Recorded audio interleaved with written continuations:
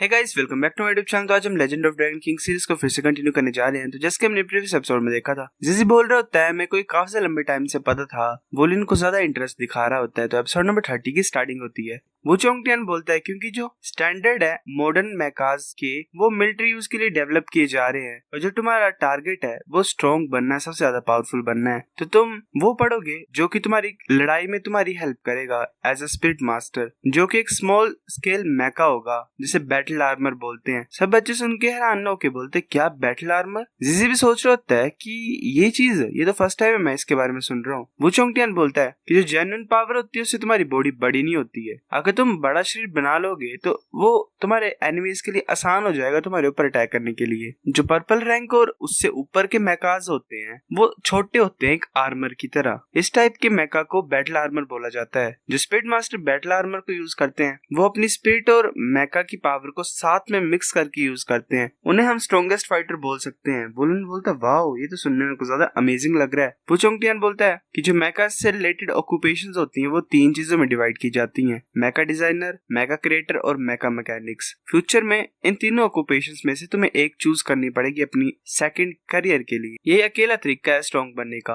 गुई बोलती है कि टीचर वो ऐसा ये सही नहीं होगा अगर हम अपनी स्पिरिट कल्टीवेशन के ऊपर ही फोकस करें, क्यों अपना टाइम वेस्ट करें, मतलब एक तरह से दूसरे करियर के ऊपर। वो चोंगटियान बोलता है अगर तुम अपनी खुद के बैटल आर्मर को बनाना चाहते हो और वो जो बैटल आर्मर वो ज्यादा पावरफुल हो तो तुम्हें ऐसा बनाना पड़ेगा जो तुम्हारी बॉडी को सूट करे। अगर तुम सेकंड प्रोफेशन को स्टडी नहीं करोगे तो तुम अच्छी तरीके से बैटल आर्मर के साथ मिक्स नहीं हो सकते हो और ऐसे गोल्ड अल्टर तक नहीं पहुंच पाओगे, मतलब गोल्ड लेवल तक। ये भूलो मत कि हमारी क्लास 0 का गोल क्या है। हमारा गोल ये है कि हम गोल्ड अल्टर तक पहुंचेंगे, मतलब मैं तुम्हें पुश करूंगा एक तरह से वहां पे। अभी नहीं चूज करना तुम्हें अपना सेकंड प्रोफेशन, जब तुम थर्ड ईयर में पहुंच जाओगे तब मैं कॉन्सर्ट दे देना। वैसे भी जितना ज्यादा जल्दी स्टार्ट करेंगे उतना ज्यादा अच्छा ही होगा, तो ही तुम्हें रिजल्ट्स मिलेंगे पहले। वुलन बोलता है टीचर क्या हम एक असली के बैटल आर्मर को देख सकते हैं। वो चोंगटियान बोलता है कि जब तुम्हारी फर्स्ट फेज ट्रेनिंग की कंप्लीट हो जाएगी तब देखोगे तुम, अभी तुम्हारे पास कोई भी क्वालिफिकेशंस नहीं है। और लास्ट चीज बोलता हूँ मैं, तुम्हारी जितनी भी परफॉर्मेंस थी वो बेकार थी। क्या कर रहे थे तुम जी? तुम्हें पता है कि तुम जैसी 2 रिंग्स में कन्वर्ट हुए, मतलब तुम एक तरह से डेवलपमेंट लाए अपने अंदर, पर तुम कुछ ज्यादा घमंडी हो गए थे, तुम्हारे एक्शंस कुछ ज्यादा बेकार थे। तुम्हें समझ नहीं आ रहा था तुम अकेले कैसे फाइट कर सकते हो, तुम टीम का कंसेप्ट समझते भी हो। जी सोच रहे होता है वाओ ये तो कुछ ज्यादा बोल रहे हैं। वेल एक तरह से वो चोंगटियान बोलते टांग वुलिन कि तुम्हें कैप्टन बनाना बेकार की चीज थी। तुम्हें जरा भी फिक्र नहीं कि जीजी ने वहाँ पे इतनी बड़ी प्रॉब्लम कॉज कर दी। तुम्हारी खुद की एबिलिटीज भी बहुत ज्यादा बेकार कंडीशन में है। तुम क्या सोच रहे हो कि तुम ऐसे अपनी प्योर फोर्स को यूज करके फाइट करोगे? और गुयू तुम्हारी जो पोजीशन है वो टीम को साथ में होल्ड करके रखना है। तुम्हारी वजह से कुछ ज्यादा ही प्रॉब्लम्स पड़ गई थी टीम वर्क में।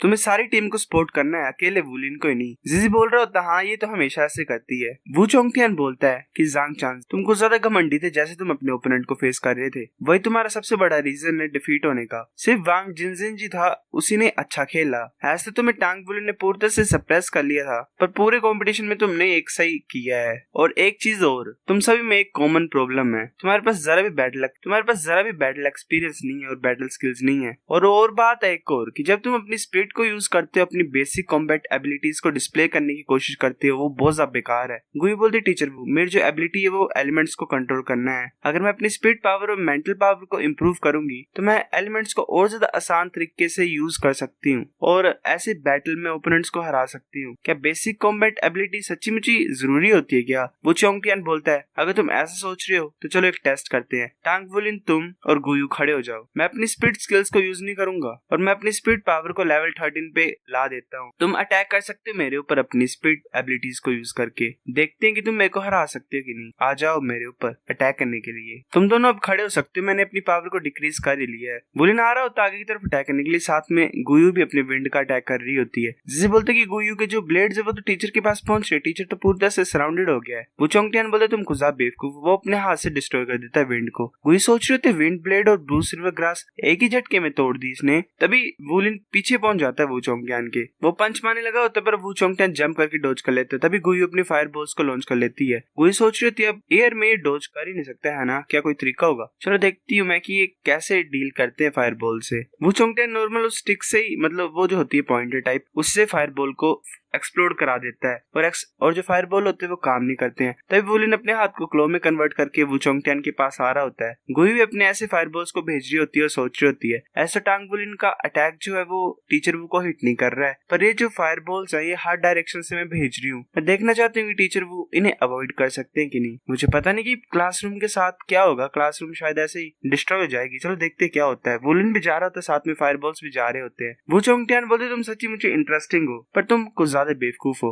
वो जो पॉइंटर होता है उसने हाथ में पकड़ा हुआ उसे सीधा करता है और अपनी एनर्जी को रिलीज करता है एक तरह से और जल्दी से मूव करता है और उन दोनों को एक ही झटके में हरा देता है। फिर ऐसे फाइट ओवर हो जाती है। वो एक लैब में जाते हैं। वो चोंगटियान बोलता है आज हम सभी की मेंटल पावर को टेस्ट करेंगे। जिजी की मेंटल पावर 31 है, 2 पॉइंट्स पहले के मुकाबले अच्छी है। जिजी बोलते कि जैसे कि मेरे टैलेंट है ये प्रोग्रेस तो कुछ भी नहीं है मेरे लिए और जो इंजरी है वो पूरी तरह से ठीक हो गई। वो बोलता है कि वांग तुम्हारी मेंटल पावर 18 है, तुम्हें हार्ड वर्क करना पड़ेगा अपनी मेंटल स्ट्रेंथ को इंक्रीज करने के लिए। वांग जिनजी बोलता है हाँ मैं समझता हूँ। टीचर वो बोलते हैं जांग चांजी तुम्हारी 41 है, ये इतनी बुरी नहीं है, तुम स्पिट ओरिजिन रैलम में 1 साल में शायद ब्रेक थ्रू कर सकते हो। चांगजी बोलते मैं समझता हूँ। वो चोंगटियान बोलता है कि नेक्स्ट टांग वुलिन। जी सोच रहा होता है, वो जो दूसरा बच्चा होता है वो सोच रहा होता है अब फाइनली तुम्हारी टर्न है, मैं देखना चाहता हूँ कि कितनी ज्यादा ग्रेट तुम्हारी एबिलिटी है। वुलिन का स्कोर 66 आता है। वो बच्चा हैरान होकर बोलता है 66 ये कैसी पॉसिबल है, इतना ज्यादा हाई लेवल पे है ये, अभी स्पिट ओरिजिन रैलम में पहुंच गया है। जीजी बोलता है ये इंटरमीडिएट लेवल में अभी पहुंच गया, ग्रेजुएशन के टाइम में तो इसका लेवल कुछ ज्यादा इंक्रीज हो जाएगा। वंजान वुलिन के पास आता और बोलता है कि तुम्हारे बस मेंटल पावर का ही तो फर्क है, कुछ भी अमेजिंग नहीं है ये। वुलिन एक जगह पे देख रहा होता है। वो बच्चा बोलता है तुम कहाँ पे देख रहे हो। वो फिर कुछ ज्यादा हैरान हो जाता है क्योंकि वो चोंगटियान बोलता है कि जो रिजल्ट है गुयू की मेंटल टेस्ट का वो 153 है। वो बच्चा बोलता है 153 इतना हाई कैसे हो सकता है, तो ये ऑलरेडी येलो स्टेज रैलम में पहुंच गई है, ये तो कुछ ज्यादा अमेजिंग है। 9 साल की बच्ची है ये, ऐसे ग्रेजुएशन के टाइम के बाद ये स्पीड सी रैली में ब्रेक थ्रू कर लेगी। अगर वो टॉप नॉच मेका मास्टर या फिर टॉप नॉच स्पीड मास्टर भी बनना चाहती है तो वो पॉसिबल है इसके लिए, क्योंकि मेंटल पावर उस लेवल तक पहुंच गई है। ये बच्चे हैं कौन। वो चोंगटियान बोलते हैं नेक्स्ट स्ट्रेंथ टेस्ट है, पहले गुयू जाओ तुम। वो मारती है लेफ्ट हैंड से 115 kg आता है, राइट हैंड से मारती है तो 143 kg आता है। वो बच्चा बोलता है ये क्या लड़की भी है कि नहीं, इतने सा पावर कहां से है। तब जीजी की टर्न आती है। जीजी की लेफ्ट हैंड से 153 kg आता है और राइट हैंड से 164 kg आता है। जीजी सोच रहा होता है कि ये अच्छी बात है कि मैं गुयू से थोड़ा बहुत अच्छा हूँ। तभी उस घमंडी बच्चे की टर्न होती है।